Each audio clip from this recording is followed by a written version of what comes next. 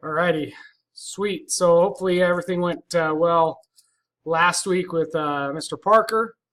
What I do want to start with today, I'm just going to start with the last two examples on the PowerPoint from Modular 10, and that'll be a good place to jump in for Modular 11, which I'm expecting you guys to look and watch these videos, these string of videos for that week, because again, I will not be there that day. So this is your online stuff. You need to watch this, and then you need to do Modular 11. You need to do the assignment, and then I'll be back the following week on the 26th. Then we'll go over 12. We'll answer any questions you guys have on 11. I'll probably make that date for the assignments from Unit 11 past. I'll probably go to the Friday. So what is that, the 28th, I believe? So, okay, so let's just go through another couple examples here, make sure you guys are clear and understand this stuff. So, all right, so I'm going to do a percentage one and an average one. So here's your first one, the percentage one. Remember, the first thing you want to do is you want to state your hypothesis. So we'll do our null hypothesis. Our null usually deals with our parameter. So there's our parameter right there. We would say that 25% of U.S. adults smoke.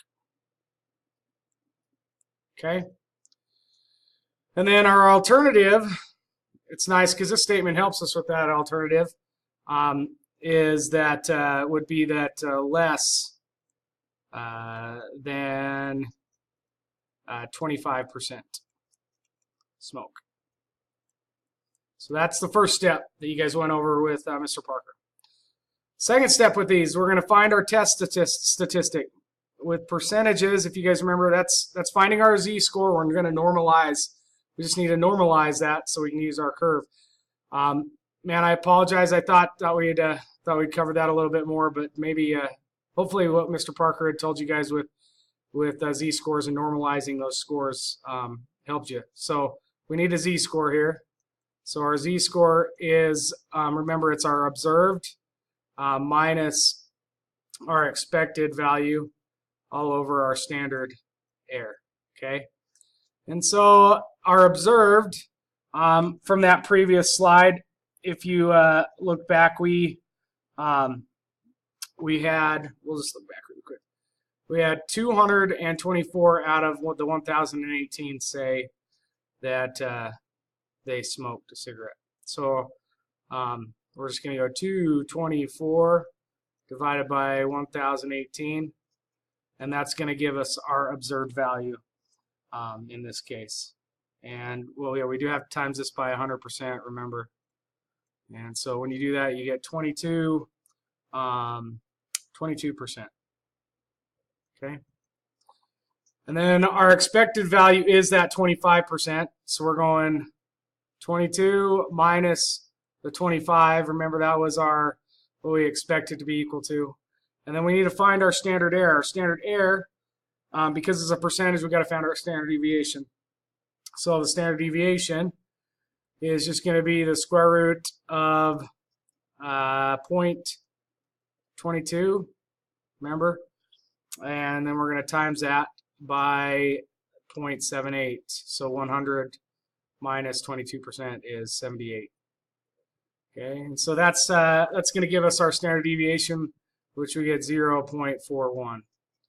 And then for our standard error, remember, we're going to take the standard deviation, so 0.41, and divide it by the square root of the sample size.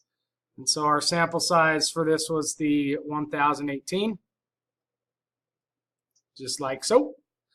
And we're going to divide those two values. Oh yeah, and we got to times this by 100 because we're dealing with percentages. And so when we times that by 100%, we get 1.29. And that's our standard error. That is going to go right here. So we're going to go 1.29. And then we just calculate this, and we get a z-score of negative 2.33. So that is step 2 to find the test statistic. Then we want to find our p-value. Remember to find our p-value. You can draw your normal curve because now we've standardized everything. Well, that's not a good standard curve, but normal curve will do that though. So my average is at 0 here, and we're going down here to negative 2.33. I want to know what percentage or what area is down here. So we'll use our normal CDF. And we're going to go lower bound, which will just go negative 500, to my upper bound, negative 2.33. The mean, because we've standardized, is 0, and the standard deviation is 1 because we've also standardized. Okay, and so when we do that, we will get. Oh yeah, the other thing you need to do here is you need to times this by 100, so we get a percentage here, and so we get 0.99%. So that's below. That's obviously pretty low. So that's below the 5% that we usually see, and so our conclusion would be to reject the null. Okay, so that should be a review. Same thing you guys were doing with Mr. Parker. We'll do one more. Let's do one with averages. So we've got a colony, and these are on the slides that you guys didn't do. So we've got a colony of rats of several hundred animals. Their average weight are 300 grams with a standard deviation of 5. A grad student takes 50 of those and finds that the average is 33 and wants to know, is this too high or not? So do my hypothesis. So my null hypothesis, remember for averages it's nice, so I just say the average weight is 30 grams. Okay, and then my alternative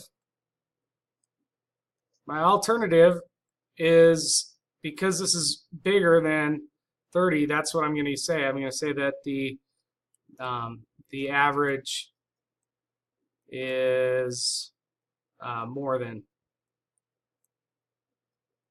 30 grams. Okay, so there's my hypothesis. Then I find my test statistic, and so I'm just going to go, remember we're going to go my z-score because we're standardizing here. So my observed score is the 33 that they found. So 33 is my observed. It's the nice thing about averages, they're right there. And then my expected is 30, so we expect. And then we need to put that over the standard error. I've got to compute the standard error. In order to do that, I need my standard deviation. The nice thing about this, again, it tells me my standard deviation is 5. So my standard error is going to be 5 divided by the square root of my sample size.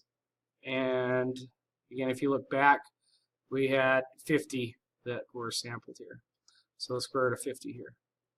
So I type that in, and I get 0.71 for my standard error for my average. So 0.71 goes here. I'm going to subtract those and divide. When I subtract those and I divide, I get 4.23. This should tell you that this is pretty far out and probably going to end up not being a very big percentage, but we'll represent it here if it helps you here. So remember 0 here, 4.23 is way in the heck out here. And so when we do our normal CDF, I am going to go from 4, my lower bound is 4.23, my upper bound is like 500, and then 0 and 1. And then I'm going to times this by 100% to put it as a percentage. And when I do that, I get like well, if you guys notice, before you times it by 100, actually, you get like 1.17, and then your calculator says something funny like this, e to the negative 5. All that's saying is that this decimal place, if you guys remember, moves 5 places to this side. So your percentage for this is going to be really, really small, right? It's going to be extremely small. Matter of fact, it's going to be close to 0%. And so because it's lower than 5, we would say that we are going to reject the null. Right? So that's that is what we're looking at with that.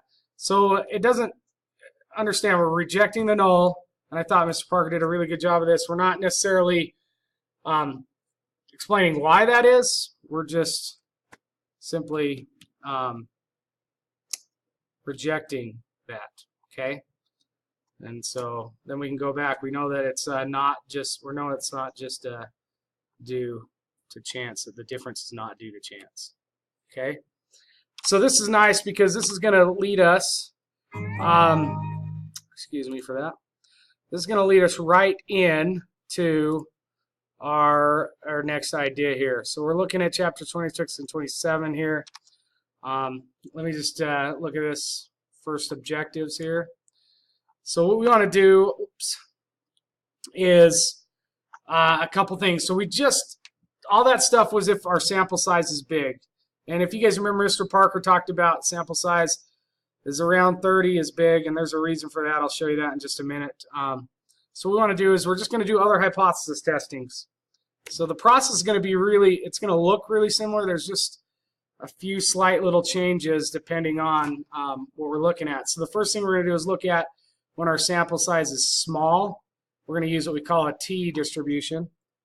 And then we're going to make what we call 2 sample z-tests. And so this is when we've got 2 samples and not just 1. So we'll do this first one first, and then we'll go to the next one. So let's look at small sample sizes to start with. So just a little background on this. This gentleman, William Seeley Gossett, actually came up with this t-distribution.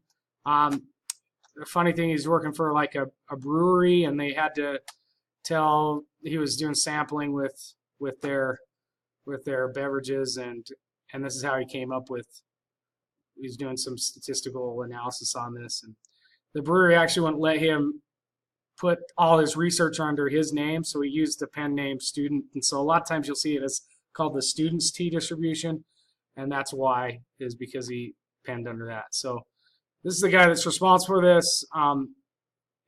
For any small sampling size, we use a t-distribution. And so there's 2 problems with having small samples. The first one is that the standard deviation of a small sample will usually be smaller than the population. So kind of a visual for this, what we mean by this is if I had, let's say I had a sample of 10. My sample size was equal to 10. And I would put all these dots in here. Let's say this represented this. Okay. And if we looked at the spread here, again, standard deviation is the spread. Here's my spread of my sample. But that's just for the sample. If I look at the whole thing, my spread is quite a bit further, right? It's out here and out here. And so that's the first problem, is my standard deviation is smaller than the population. So to fix this, we're going to use what we call the standard deviation plus, okay? And that'll help us fix this. And we'll get into that. That's what we're going to look at here. So all we're doing is we're going to take the square root of the number of the measurements divided by the number of the measures minus 1. And then we're going to, I'll move myself here, and then we're going to times that by the standard deviation here.